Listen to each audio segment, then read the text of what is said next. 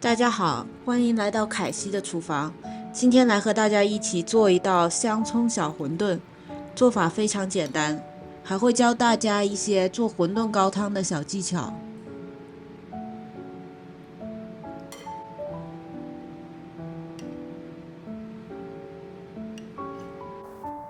这里是要准备的材料，注意可以适当多准备一些肉馅，后面可以用来做馄饨的汤头。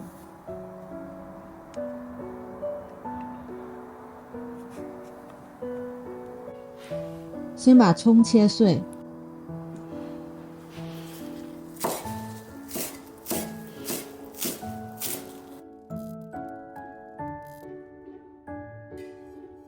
加入肉末中，加入盐、生抽、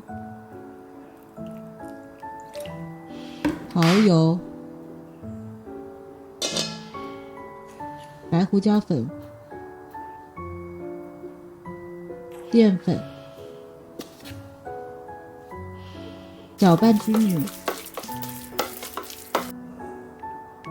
下面开始包馄饨。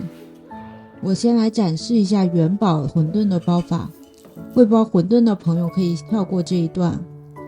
首先在皮中加入一些馅，皮周围抹一些水，增加皮子的粘性。对折，再在对折的一边边角处抹上一些水，再把另一端和这一端粘上。这样一个漂亮的元宝就包好啦。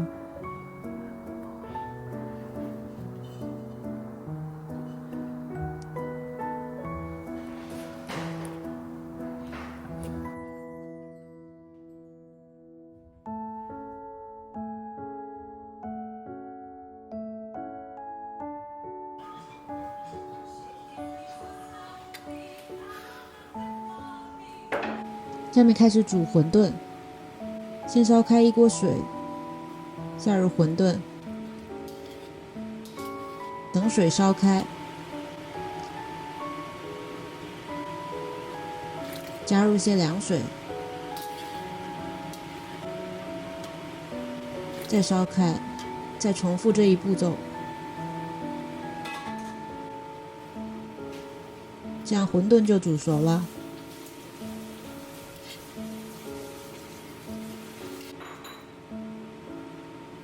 下面来做馄饨汤的汤头，煮馄饨的水不要倒掉，再烧开，加入刚刚没有包完的肉馅，再加入一些料酒去腥，大约煮2-3分钟左右。趁这个时间，我们在刚刚盛馄饨的碗里装入一些葱花、香菜还有紫菜。现在汤已经煮好了，把汤倒入碗中，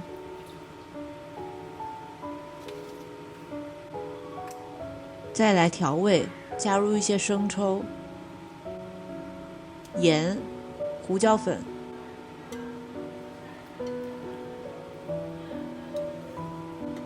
再加入一些麻油，搅拌均匀。这样一碗鲜美的馄饨就完成了。